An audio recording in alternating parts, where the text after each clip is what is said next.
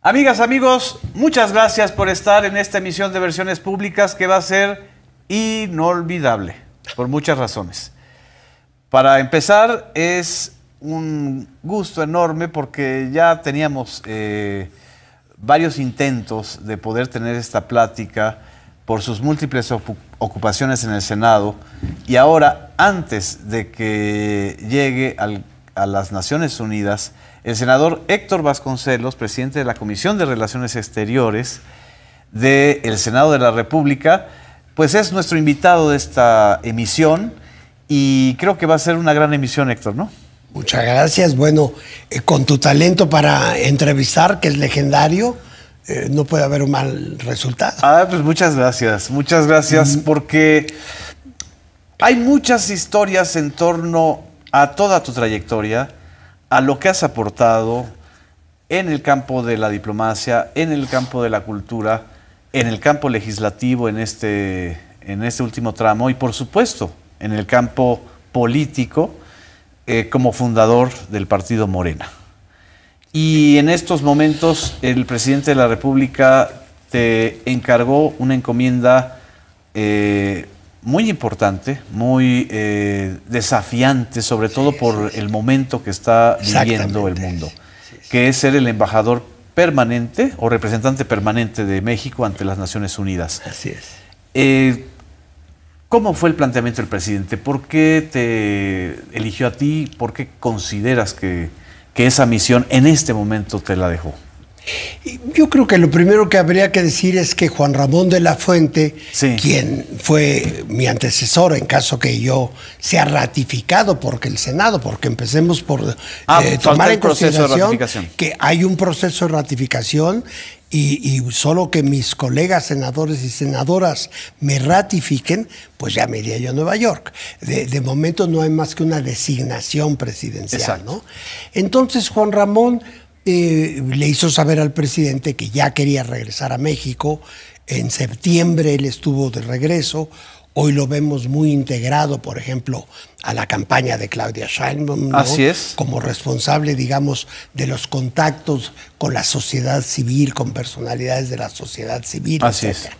Entonces el presidente me planteó la posibilidad de ir a Naciones Unidas, lo cual me interesó muchísimo, porque yo, la verdad es que desde la niñez, aunque parezca extraño, empecé a seguir los asuntos internacionales. Y dentro de ese campo, pues Naciones Unidas, que además nació prácticamente conmigo. Ambos nacimos en 1945. Wow, así ya estoy declarando mi edad, pero bueno, sí, el mismo año que las Naciones Unidas. Entonces me ha acompañado toda la vida en la observancia de esa organización.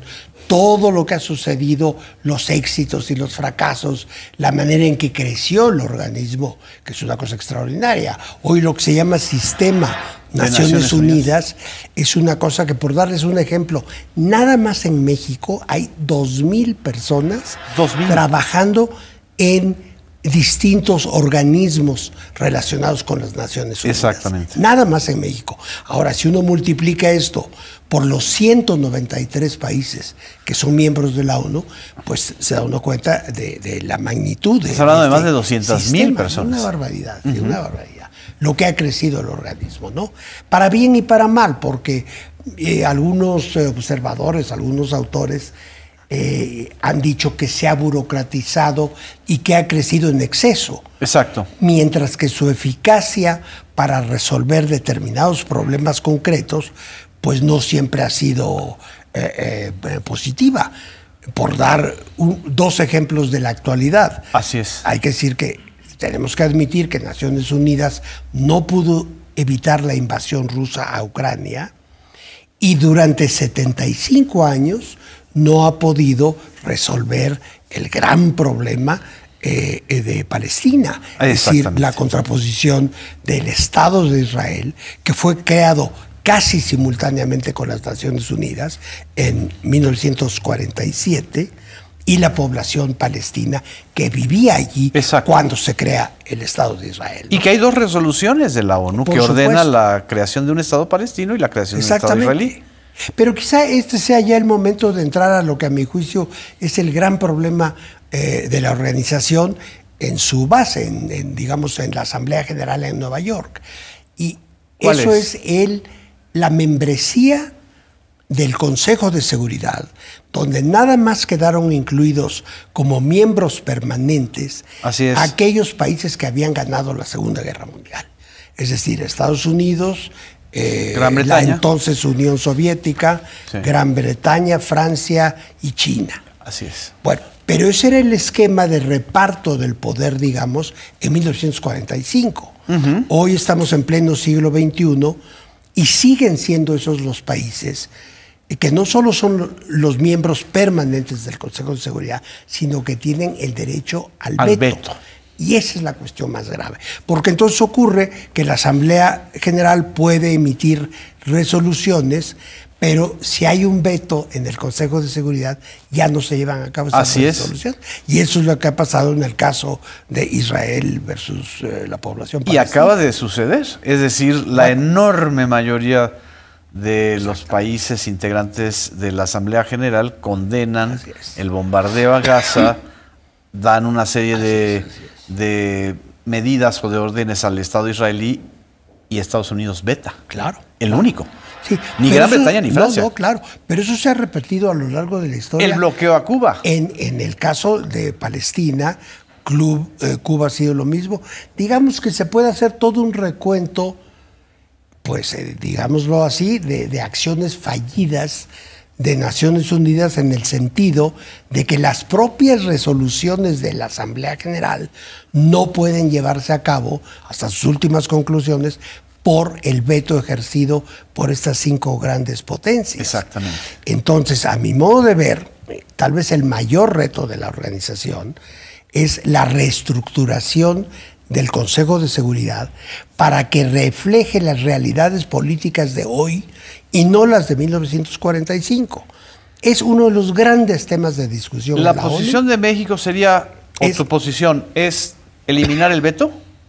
¿O hay que discutirlo? Desde luego hay que discutirlo, son 193 países. Hay varios grupos trabajando en cómo reestructurar el Consejo de Seguridad. Una salida obvia es que aumente el número de miembros permanentes, que no sean solo 5, sino, por ejemplo, que hubiese 20, o en fin, hay distintas cifras propuestas. Exacto. Otra forma de resolver este impasse en que se encuentra la organización sería limitar a ciertos tipos de acciones el veto. Exacto. Que no pudiera ser ejercido en cualquier situación, sino acotar, digamos, el veto. O también hacerlo que se reparta de manera temporal entre distintas naciones y no siempre las 5 que hoy lo ostentan. Entonces hay muchas propuestas. México es parte de los grupos que están trabajando intensamente en las propuestas de reestructuración del Consejo de Seguridad. En eso ha habido una acción muy cercana, por ejemplo, a Francia, a Italia, que son países que sí ven con buenos ojos esa reestructuración. Otros no, desde luego. Así es. Sobre todo Estados Unidos, pues nunca ha estado abierto a la posibilidad de reestructurar el Consejo. También lo estuvo la Unión Soviética y hoy Rusia. China tampoco ve con demasiados buenos ojos, porque claro, son ellos los que... Es un instrumento de poder para ellos. Por supuesto, ¿no? Igual que a Rusia. Exactamente. Por ejemplo, una reestructuración de las Naciones Unidas implicaría integrar al Consejo o a los miembros, o como miembros permanentes, a los países derrotados de la Segunda Guerra. Es decir, bueno, está el caso de Japón y Alemania. Como todos sabemos, Japón es la tercera economía mundial, y Alemania es la más importante economía de la Unión Europea. Así es. Entonces, visto en abstracto, es absurdo que no estén en el Consejo de Seguridad. Pero claro que hay una oposición histórica a que los países derrotados de la Segunda Guerra Mundial estén en el Consejo. Ahora, con todo esto, porque hemos estado hablando básicamente de aspectos, si tú quieres, negativos de la organización. Sí. Pero yo digo, estoy convencido de que con todas sus limitaciones y defectos, es mucho mejor tener a la ONU que no tenerla, ¿no? Es decir, me recuerda esto siempre aquello que decía Voltaire de Dios, ¿no? Si Dios no existiera, habría que inventarlo. Así es. Y mira que Voltaire era igual que yo, un libre pensador y un agnóstico total. Pero si la ONU no existiera, habría que inventarla. Y hay que ver que comparándola con su antecesor, que fue la Liga de Naciones, la Sociedad de las Naciones, ha sido un gran éxito. ¿Por qué? Porque la Sociedad de Naciones nada más estuvo vigente durante alrededor de 20 años. Así es. Y no pudo evitar la Segunda Guerra Mundial, que fue el gran fracaso de la Sociedad de Naciones. En cambio, con todo y todo, Naciones Unidas ha evitado una conflagración nuclear. Así es. Durante 75 años, 3/4 de siglo.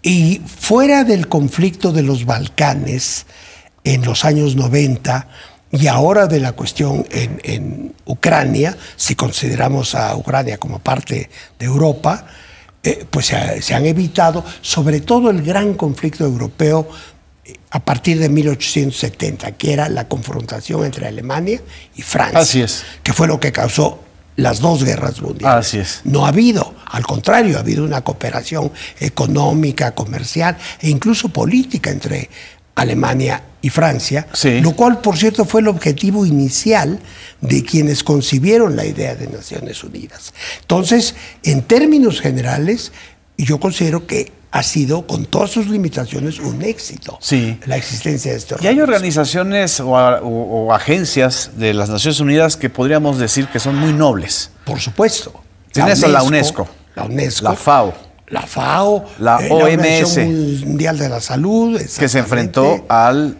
gran desafío de la pandemia del COVID-19. Por supuesto. Muy Luego, criticada también. En derechos humanos. Así es. Yo creo que ha sido finalmente exitosa la presencia de la ONU en ese tema. En fin, hay muchos aspectos que han funcionado muy bien. ¿Dirías, como diría el presidente en torno al gobierno o al aparato del gobierno federal, que la ONU es un elefante reumático o es un elefante que requiere un ayornamiento, por decirlo de manera... Eso desde luego, una actualización desde luego. Es un elefante que pero puede hacer así. así. ¿Qué enfermedad? Pues yo no creo que sean reumas. Yo creo que es, quizá, si digo algo puede sonar muy dramático, más bien un tumor. No voy a decir cuál es, pero creo que ya nos hemos referido a ciertas prácticas, ¿no? Ciertas cosas que se instituyeron cuando quizá tenían sentido y que ya hoy resultan obsoletas. ¿No se planteó eso, no se discutió eso de manera seria después de la caída del muro de Berlín en el 89, 90? Claro que se ha discutido a lo largo de prácticamente toda la historia. Yo creo que al menos desde los años 60, sí, incluso en los 50, ya había voces que decían hay que reestructurar el Consejo de Seguridad, hay que, si se quiere, democratizar a la organización y hacerla más efectiva. Así para es. que pueda resolver conflictos militares, tomar decisiones que ayuden a la conservación de la paz, ¿no? Así es. Y hay otros desafíos globales, como es el cambio climático, como son todas los grandes, lo que Ulrich Beck dice, la sociedad de riesgo mundial. Es decir, las enfermedades, las epidemias, el cambio climático, que son desafíos que no estaban. Que no existían en 1945. Pero yo creo que tú acabas de señalar el principal problema de la actualidad en que se ven las limitaciones de la ONU, que es el cambio climático. No ha podido, como organización, la ONU evitar el deterioro en el que ya estamos inmersos, y pese a que su secretario general actual, Antonio Guterres, yo creo que es probablemente el estadista internacional más sensible a los grandes problemas de fondo que enfrenta hoy el mundo, como el cambio climático y los riesgos del mal uso de la inteligencia artificial. Que ese es el otro gran riesgo. Otro gran riesgo en el futuro inmediato. No, porque está vinculado a la industria militar. Es decir, y a muchas otras cosas. Pensamos en la inteligencia artificial nada más para la parte de la promoción personalizada, pero imagínate armas dirigidas por inteligencia artificial. Exacto, imagínate una guerra nuclear que fuera originada por máquinas, finalmente, por aparatos, ¿no? Así es. Y eso es un riesgo de que ya hay plena conciencia en el mundo, pero si alguien ha expresado esa conciencia, es el actual secretario general de la ONU. Yo le tengo una gran admiración. Y él ha planteado también una serie de cuestionamientos, ¿no? Y de reformas al interior de la ONU, sí. ¿no? Bueno, en relación al cambio climático, él ha dicho, no vivimos ya en un mundo que se está calentando. Vivimos en un mundo que ya está hirviendo. Wow. That is boiling, no calentándose, sino ya hirviendo. Así es. ¿Qué otro líder mundial ha hablado en esos términos? No, porque todos tienen que defender sus intereses, ¿no? Tú tienes a una China que no enfrenta o no da su cooperación en esos términos, o tuviste a Donald Trump que negaba el cambio climático. Absolutamente, y que en general era, por decirlo menos, escéptico de la acción internacional de organismos internacionales. Así es. Vamos a un corte, Héctor.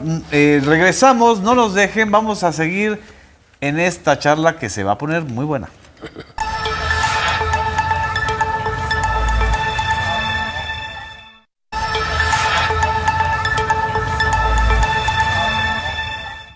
Continuamos en Versiones Públicas, estamos con el senador Héctor Vasconcelos, futuro representante de México ante las Naciones Unidas.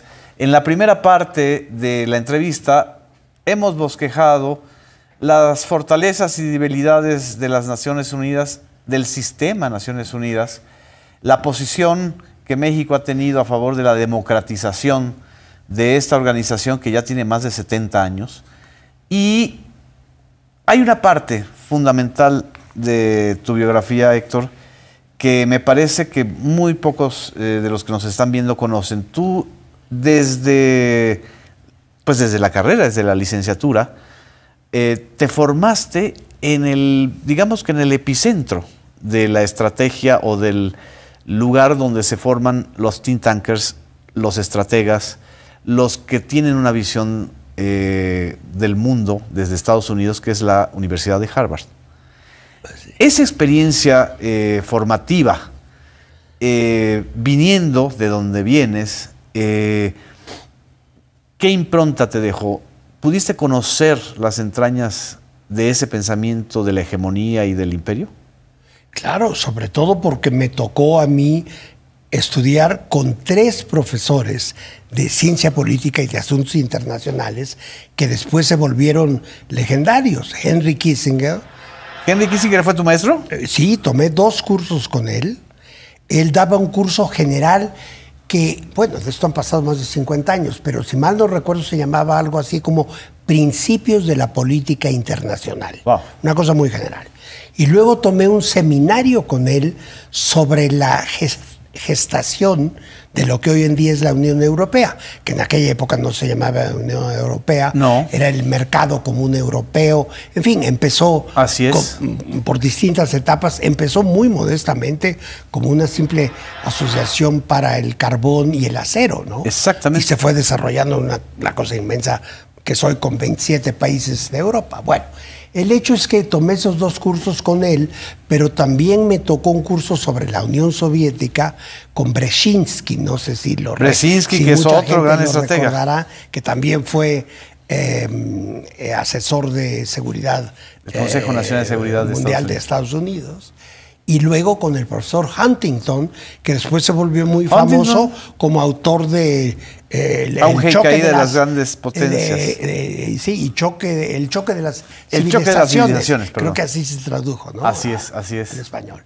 En fin, ahora, esto me recuerda que una vez me preguntó el hoy presidente de la República, me dijo, oye, pero tú habiendo estudiado en Harvard con estas gentes, ¿por qué a ti no te lavaron la cabeza? O sea, porque eres de izquierda, ¿no? ¿Sabe? Porque soy de izquierda y morenista, ultranza, etcétera, ¿no? Y le dije, bueno, yo creo que hay una razón muy clara, porque yo me sentía muy perteneciente a México en todos los aspectos, psicológicamente. Así es. Porque yo era hijo de José Vasconcelos. Así es. Entonces estaba difícil que me cambiaran una identidad Un que ADN. ya... Exacto, que ya a los 18 años yo la tenía muy clara. Era una identidad mexicana, de izquierda, latinoamericanista, una vocación latinoamericanista. Entonces yo tomaba aquellos cursos y aquellas ideas como pues la materialización de los conceptos del gran poder hegemónico de aquellos días. Exacto. Que era todavía mucho más grande que en la actualidad, porque hoy hay una o bipolaridad o multipolaridad, ¿verdad? Ya hay diversos agentes de la mayor importancia en el escenario internacional, pero en aquella época eran los Estados Unidos versus la Unión Soviética y se acabó. China estaba muy lejos de ser una potencia económica. Yo estuve en Harvard del 64 al 68. Y desde ¿Qué luego, años? En China, los años del movimiento de hippie. Y de la guerra de Vietnam. Luego, ¿no? En términos de los Estados Unidos, me tocó toda la generación hippie de los derechos Peace civiles. and Love, los derechos civiles. De Martin Luther King. El LCD, todo aquello que estaba... Bueno, los Beatles, pues. Claro. Para... abarcar esa generación. Y el gran conflicto de mi época en Estados Unidos fue la guerra de Vietnam. Todos mis compañeros una semana estaban tomando sus cursos en Harvard y a la semana siguiente los podían haber llamado ya para entrar al ejército así es. E irse al frente en Vietnam. Era un asunto de vida o muerte para quienes me rodeaban. Para mí no, porque yo era un ciudadano mexicano. Pero los demás desaparecían y se iban al frente. Y ¿perdiste amigos? Muchos, claro. Sí, no muchos de eso. Bastantes fueron heridos. Pero de que hayan muerto en el frente en Vietnam, recuerdo 2 casos nada más. Sí. ¿Verdad? Pero bueno. Y acabas de tocar el nombre clave, es decir, hace unas semanas, hace unos días, falleció a los 100 años Henry Kissinger. Es decir, el arco del siglo XX hacia el siglo XXI lo marca él. Sí. Además, claro, es un hombre que todavía va a China y es recibido por Xi Jinping en junio de este año, me parece que fue junio o julio, a los 100 años, y después de que han pasado décadas desde que él dejó de ser secretario de Estado norteamericano, su influencia era tal que se le dio una recepción de jefe de Estado hace 6 meses, ¿no? Así es. Un personaje verdaderamente extraordinario. Claro, yo soy muy crítico, pero muy, muy, muy crítico de sus acciones respecto de América Latina, concretamente el asesinato y el golpe de Estado al presidente Allende, de la dictadura militar, el apoyo a la dictadura militar en Argentina. Todo eso me parece aberrante. Pero yo creo que hay que entenderlo desde la perspectiva y la psicología de Kissinger. ¿Quién era Kissinger? Y esto se olvida. Así es. No era un norteamericano más que llega a ser secretario de Estado.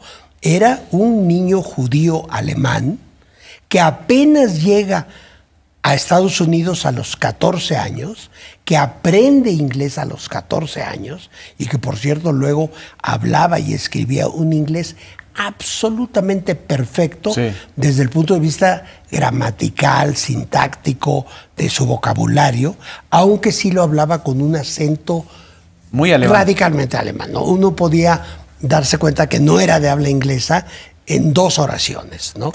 Un acento pesadísimo alemán. Pero hay que ver cómo llegó a dominar el inglés. Ahora, desde la perspectiva de él había sido salvado de acabar en el Holocausto. Él sale en 38 de Alemania, poco tiempo antes de Kristallnacht.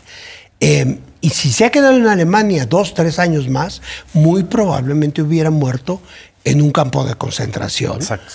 Y nunca hubiéramos oído hablar de Kissinger. Entonces, naturalmente, él llega a un país que le abre las puertas, que le permite el acceso a la más importante universidad de ese país, de Estados Unidos. Él es parte de la cultura del esfuerzo, diríamos, dentro de Estados Unidos, ¿no? Y de no era una familia rica. No, era una familia de clase media. Su padre era un profesor de escuela en Fürth, en Alemania. Pero le abren todas las puertas a la mejor educación norteamericana. Entonces él se volvió como mucha gente que adopta tardíamente en la vida una nacionalidad o una religión, un universo, un defensor a ultranza, se volvió más pro-norteamericano que todos los norteamericanos juntos. Y su política exterior hay que entenderla desde esa perspectiva. Los Estados Unidos para él eran un país que le había salvado la vida a él y a su familia, y no solo eso, le había permitido llegar a convertirse en el hombre más influyente de la política exterior de su país adoptivo, cosa insólita, eso nada más en Estados Unidos ocurre. Una carrera así hubiera sido imposible a la inversa, un norteamericano en Alemania o en México. Sí, sí, así es. Aquí alguien concibe que un alemán o un norteamericano llegara a ser secretario de Relaciones Exteriores o presidente de la República. Es o el jefe de toda una estrategia global. Porque exactamente, claro. En realidad, Kissinger fue mucho más que un secretario de Estado. Mucho más, sí. Era un hombre con una visión del mundo que había demostrado desde su tesis doctoral, que fue un estudio del equilibrio que estableció Metternich después de la conferencia de Viena, me parece que es 1810 o 12, por ahí así, el establecimiento de un esquema que fue vigente hasta la guerra franco-prusiana de 1870. Y lo que él quería era armar algo similar donde la potencia central fueran los Estados Unidos y él quería, Kissinger, que el predominio norteamericano se mantuviese por lo menos 1 o 2 siglos, cosa en la que yo creo que fracasó, porque esa concepción de los Estados Unidos ni siquiera es ya vigente hoy día. Sonaría ya romántico, digamos. Sí, suena como una cosa del pasado, ¿no? Sí. Una visión del mundo de la Guerra Fría. Hay que ver que los Estados Unidos estaba en un enfrentamiento cotidiano con la Unión Soviética, y Kissinger trató de defender los intereses de aquel país que lo había salvado del Holocausto. Sí. Yo creo que sin esa información sobre su infancia y primera juventud, es imposible entender la figura de Kissinger y sus políticas, que vistos desde otras perspectivas nos pueden parecer, y a mí me parecen en muchos casos, aberrantes. Ahora, tenía una capacidad de prospectiva, de esta capacidad de ver hacia futuro, impresionante, y creo que, hay muchas críticas aquí, Kissinger, criminal de guerra, intervencionista, toda esta parte, digamos, oscura. Exacto. Pero hay una parte clara que hay que valorar, es decir, sin Kissinger, quizá Estados Unidos nunca hubiera restablecido relaciones con China. Exactamente, él fue el autor del acercamiento con China por primera vez desde la llegada de los comunistas al poder en 1949, ¿no? Sí. Y él lo hizo con la intención de dividir al enemigo de Estados Unidos. Exacto. Porque todavía en los años 50 y principios de los 60 se creía que iban juntos la Unión Soviética y China. Así es. Cuando ya había grandes tensiones entre esas dos potencias. Así es. Y Kissinger tuvo la agudeza, la inteligencia de darse cuenta de que había una gran rivalidad ya entre China y la Unión Soviética, y la explotó para beneficio de su país adoptivo, que era Estados Unidos. Exactamente. Otra de sus tesis era la teoría del contagio, o la teoría del dominó. El dominó famoso, claro. Que le toca a él vivir el triunfo de la Revolución Cubana, 1959, el proceso, digamos, de la llegada del socialismo por la vía democrática en Chile. Y en el sureste asiático. Y en el sudeste asiático, le tocó el desmoronamiento del Imperio francés, y entonces él se convirtió en la figura protagónica del conflicto de Vietnam, que hay que decirlo, fue el gran conflicto de mi generación en Estados Unidos. Y él trató de darle una solución que permitiera lo que él llamaba una salida honrosa de los Estados Unidos del conflicto de Vietnam. Él se oponía porque había en esos años la idea de que si caía Vietnam iba a caer Camboya, Laos, y que todo el sudeste asiático se iba a convertir en comunista. Obviamente los Estados Unidos lo veían como una cosa inaceptable, ¿no? ¿Cómo lo planteaba él en las clases? abordaba, problematizaba claro. eso. Por supuesto, porque además él enfrentaba ya una situación muy difícil por la protesta en contra de la intervención americana en Vietnam de los propios jóvenes norteamericanos. Y de los propios jóvenes de Harvard, me imagino. Exacto. Y yo recuerdo sesiones de sus clases que eran un campo de batalla, porque los propios jóvenes norteamericanos le decían que la teoría del dominó no tenía por qué ser cierta. Bueno, a ellos les importaba porque los podían mandar a la guerra la semana siguiente. Entonces volvía una batalla entre la manera muy intelectualizada de Kissinger de presentar el problema, que había que defender el hecho de que Estados Unidos para él era la democracia contra el autoritarismo o el totalitarismo soviético. Sí. Pero los muchachos no querían irse a morir para defender una tierra que estaba a miles y miles de kilómetros de distancia. ¿Y nunca lo agredieron? Nada más por una teoría de que iba a haber esta cuestión del dominó. ¿Nunca qué? Perdón. ¿Nunca lo agredieron en las clases? Bueno, era una celebridad ya como profesor. Sí. Yo me acuerdo cuando yo llego en el otoño del 64 y tú preguntas entre tus compañeros de las generaciones anteriores que qué cursos te recomiendan y todo el mundo a mí me dijo, si a ti te interesan la política exterior y la política, tienes que tomar el curso de Kissinger. Y ya era un curso en que la gente estaba de pie, no solamente todos los asientos estaban cubiertos, sino que había gente de pie en 1964, o sea, 10 años antes de que llegara a su cúspide la carrera política de Kissinger. Ya era el profesor más notorio de Harvard. ¿Pudiste instalar alguna relación profesor-alumno con él donde él abordara su visión de México? No, eso sí no. Nunca recuerdo que hayamos hablado de México. Sí de América Latina en general, de Cuba, desde luego, que él veía como algo que había que evitar en el resto del continente, pero en concreto de México no recuerdo ninguna conversación. Su visión a 100 años de su vida y ¿qué recuperarías de Kissinger? Bueno, la realidad de una carrera única en la historia, de cómo te puedes convertir en la figura central de la política exterior de un país que no era el tuyo de origen. Eso a mí me parece insólito. Sí, así es. Hubo algunos casos en el siglo XVIII un poco parecidos, pero nunca al grado en que... ¿Brzezinski no era eso también? Era un poco, pero no llegó a tener ni la influencia ni el prestigio internacional. Que por cierto, Brzezinski también fue mi profesor. Creo que ya te lo mencioné, ¿no? Y Huntington, que también años después se volvió muy famoso, pero en aquellos años la estrella en Harvard ya era Kissinger. Y al poco tiempo, 2 o 3 años, ya renuncia a Harvard y se va a Washington a trabajar primero con Nelson Rockefeller y luego ya con Nixon. Exactamente. Sí. Vamos a un corte. Senador, no nos dejen. Seguimos en Versiones Públicas.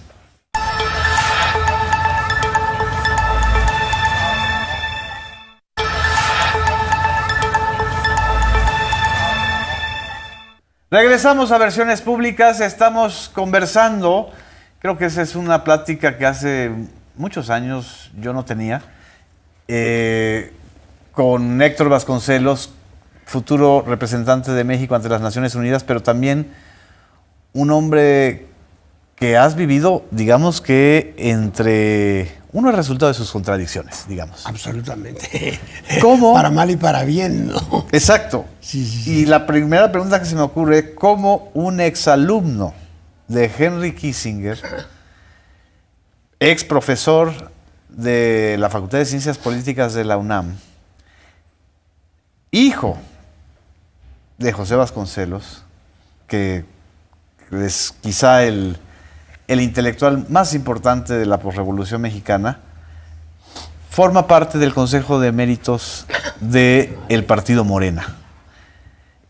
¿Cómo es este proceso? Es decir, ¿por qué te integraste a Morena? ¿Y por qué además formas parte de este Consejo de Sabios? Porque creo que, ante todo, ese Consejo de Eméritos tiene el valor de ser gente con muchísima experiencia y sabiduría en varias áreas de la vida política del país, ¿no? A ver, yo empezaría con dos comentarios. Primero, eso que dices que voy a ser representante de México en la ONU, eso depende de que sea yo ratificado por mis colegas senadores. Te van a ratificar, te van a ratificar. Si no me ratifican, hasta el PRIAN te va a ratificar. Es una cuestión hipotética. Sí. Así que vamos a ver. En una semana te lo diré si me ratificaron o no. Ya. Pero lo segundo, ¿qué sucedió? A ver, yo nunca había pertenecido a un partido político. ¿Ni al PRI? Yo no, jamás fui miembro, y mucho menos al PAN, porque Exacto. mis diferencias con la derecha mexicana son lo más radical que hay en mi persona, de veras. Así es. No lo paso. Bueno, no, lo que pasa es que un día, en enero de 2006, precisamente Porfirio Muñoz Ledo me habla por teléfono. Él era entonces el coordinador de lo que se llamaba el Consejo Consultivo para el Bien de Todos. Bueno, exacto. Y me dice, oye, ¿no te interesaría ir a un desayuno con Andrés Manuel López Obrador? Yo estoy coordinando este consejo y te invito. Yo le dije, sí, fíjate que acabo de ver una entrevista de él en la televisión. Yo no lo conocía, a Andrés Manuel López Obrador, en enero del 6. Y me pareció muy interesante, me gustó, me pareció un hombre muy inteligente. Claro que era la campaña, ¿no? Inicios de la campaña, Inicios. enero del 6. Bueno, nada más lo vi hablar y vi la forma en que se relacionaba porque a la salida y a la entrada con la gente, ¿no? Sí. Con el pueblo. Instantáneamente yo sentí, aquí hay algo muy serio, completamente distinto a lo que yo conozco. Y mira que yo había conocido a la clase política mexicana, claro, prácticamente a toda, por mis padres, por cuestiones biográficas. Me había tocado conocer a medio mundo, pero yo dije, no, este es un líder que se cuece aparte, como dice la expresión. Aquí hay algo distinto, aquí hay algo singular, y ya empecé a simpatizar. Su carisma, su credibilidad, su convicción. Una convicción, una combinación de todo eso. Desde luego un hombre con un carisma gigantesco, pero yo creo que en el fondo que uno sentía la sinceridad de sus planteamientos, ¿no? Yo había oído discursos políticos toda mi vida, pero aquí era otra cosa. Aquí era un hombre al que le estaba yo creyendo, al que yo le creía, ¿no? Que tenía credibilidad. Entonces ya empecé a participar en uno que otro acto de la campaña del 6, pero hasta el día de las elecciones del 6 no estaba yo tan comprometido, ni mucho menos era yo tan cercano a él, al candidato López Obrador. El día que se cometió lo que yo considero un fraude, y sobre todo un fraude en el sentido de que todos los poderes fácticos, el Estado, los medios de comunicación, la mayor parte de la clase empresarial estaban en contra, se las arreglaron para impedir que llegara al poder quien yo percibía que la mayoría del pueblo mexicano deseaba que llegara al poder. Eso me indignó de tal manera que a partir del día de las elecciones yo dije, no, yo me voy a involucrar con esto. Yo aquí me quedo políticamente hablando, y a partir de ese verano de 2006 ya empecé a estar cada vez más cerca de él, tanto en términos políticos como en términos personales. En la cuestión personal, yo creo que tuvo también mucho que ver que yo era gran amigo de quienes yo considero que han sido sus mejores amigos, José María Pérez Gay y Lilia Pérez Gay. Yo era amigo de ellos de muchos años antes. Ellos eran las gentes más cercanas, según yo, a Andrés Manuel. Nos reunimos ya mucho en casa de los Pérez Gay, a comer, a cenar los domingos. Pues ahí te vi varias veces. Exactamente, aquellas como comidas Monsiváis. de los domingos con Monsiváis, que siempre estaba ahí. Entonces ya para finales del 2006, yo ya estaba metido hasta acá en el movimiento. Justamente a la inversa, la mayor parte de la gente que conformaba aquel Consejo Consultivo se empezó a retirar porque pensaban, no, esto ya fracasó, esto ya se acabó, ya no llegó a la presidencia. Yo pensé todo lo contrario. Yo dije, aquí hay algo real. A partir de la derrota tú te involucraste más. Exactamente, a la inversa de la mayoría de la gente. Y yo dije, aquí hay algo real que tarde o temprano se va a convertir en la conducción perdón que lo diga, suena un poco retórico, pero del pueblo mexicano, ¿no? Yo estoy convencido. ¿Ves algún paralelismo, Héctor, entre lo que le sucedió a José Vasconcelos en 1929, que es, digamos, el gran candidato contra una maquinaria del Estado que estaba en formación y que luego fue la fundación del PNR y luego el PRI, con lo que le sucedió a López Obrador. Por supuesto que lo vi.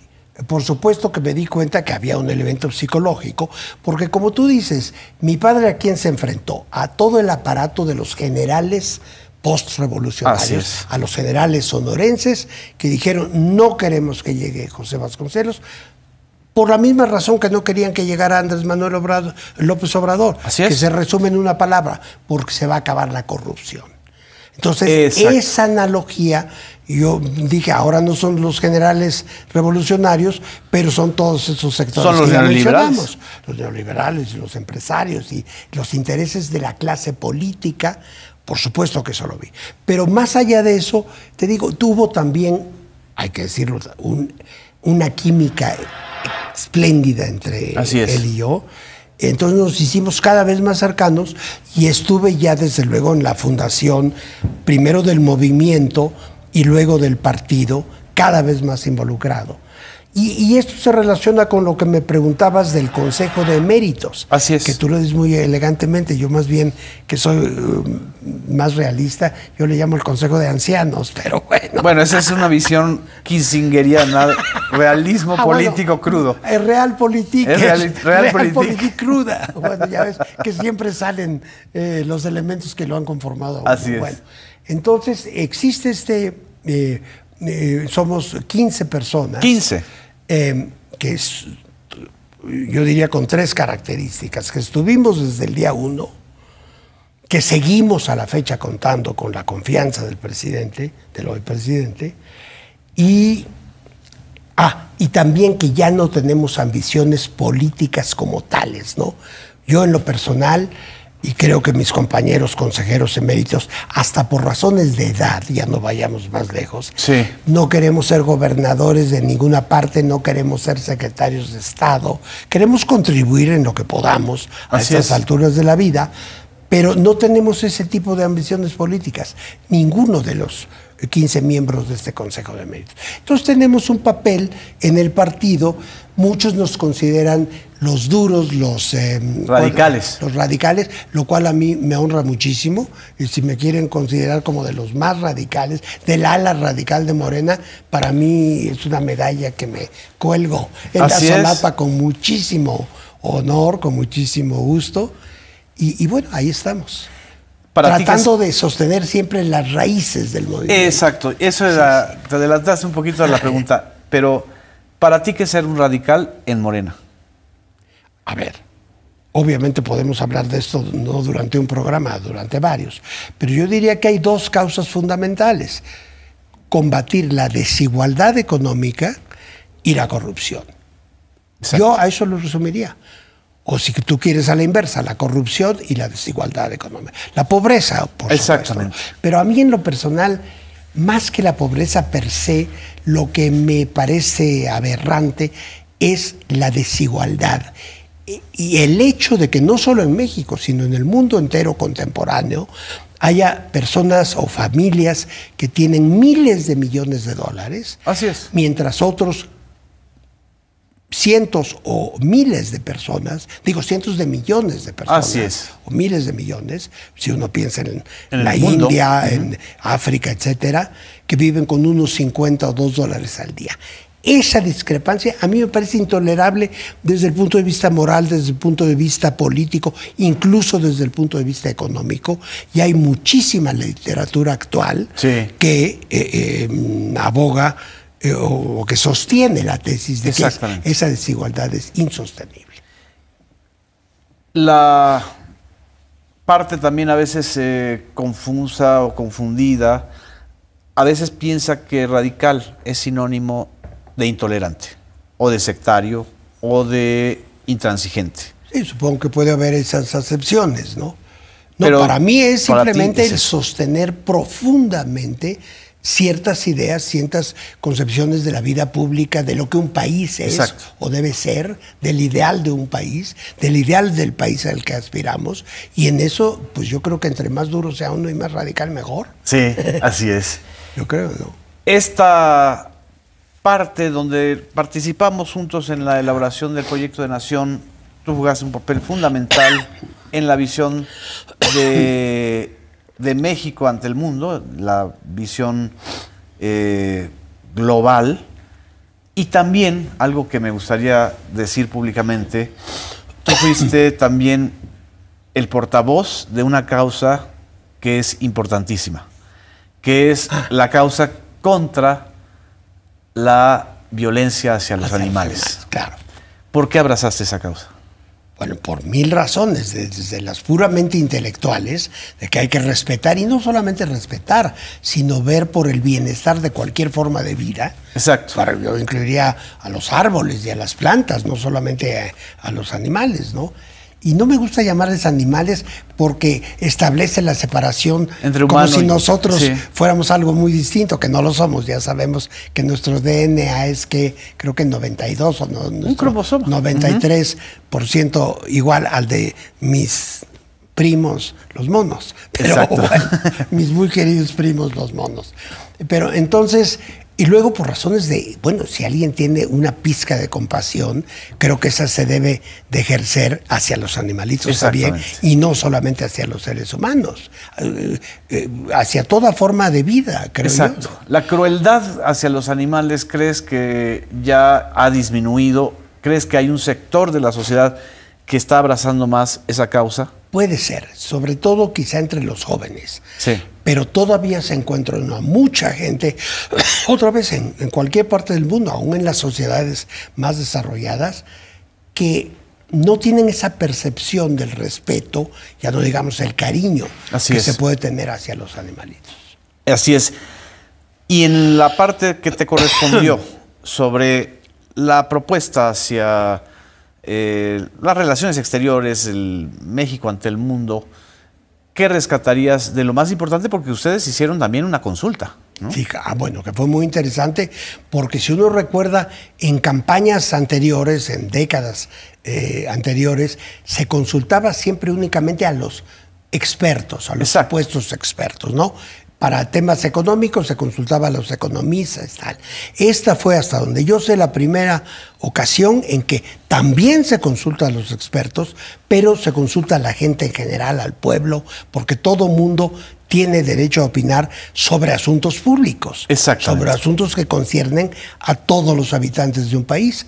Entonces, después de esta consulta surgieron diversas ideas, pero yo las resumo siempre en una cuestión, en la defensa, otra vez creo yo, radical de los intereses de México ante el mundo, ¿verdad? Porque tenemos que luchar todos los días, cotidianamente, porque lo que son los intereses de México y sus derechos e intereses sean observados y que no aceptemos ningún tipo de hegemonía externa. Esta visión, evidentemente, la llevarías a las Naciones Unidas. Por supuesto, claro. Algunos acentos yo lo definiría allí como que voy a defender los intereses de México. Bueno, dices tú que acentos. A mí me parece que hay dos temas en los que hay que trabajar intensamente. Primero, en ver que llegue hasta sus últimas consecuencias el plan de bienestar que planteó el presidente López Obrador en el Consejo de Seguridad. Y que contra la opinión de muchos, no la opinión, la percepción de muchos, no es algo que esté muerto. Lo que pasa es que se interpuso el problema de Ucrania. Así es. Jaló toda la atención de la ONU hacia Ucrania, pero ahí está esta propuesta que precisamente aborda la cuestión de la desigualdad en el mundo. Y la otra cosa, seguir trabajando por la reforma del Consejo de Seguridad, por las razones que ya dijimos. Por último, ¿crees que el López Obradorismo o el humanismo mexicano puede aportar a las relaciones internacionales acentos importantes en estos momentos donde el mundo está enfrentando dos guerras muy desafiantes y estamos apenas saliendo de una pandemia? Claro que sí, pero por ejemplo, estas cosas que ya mencionamos, el combate a la desigualdad, que es un problema mundial, incluso en Estados Unidos, tú sabes que hay un 1% de la población norteamericana que detenta, me parece que el porcentaje es algo así como el 48% de la riqueza. Así es. Esto es un problema mundial que concierne muchísimo a Morena, como a la 4T, como expresiones políticas, pero también es un asunto de interés mundial. Exactamente. Y es lo que va a garantizar a final de cuentas la paz. Absolutamente, si es que alguna vez se alcanza, que es algo también un poco teórico, utópico desde luego, pero eso no quiere decir que no tenga uno que luchar por esa utopía todos los días, ¿no? Aunque sepa uno que es una utopía. Exactamente. ¿No? Muchísimas gracias, Héctor. Muchísimas gracias a todas y a todos que nos vieron en esta emisión de Versiones Públicas. Nos vemos próximamente.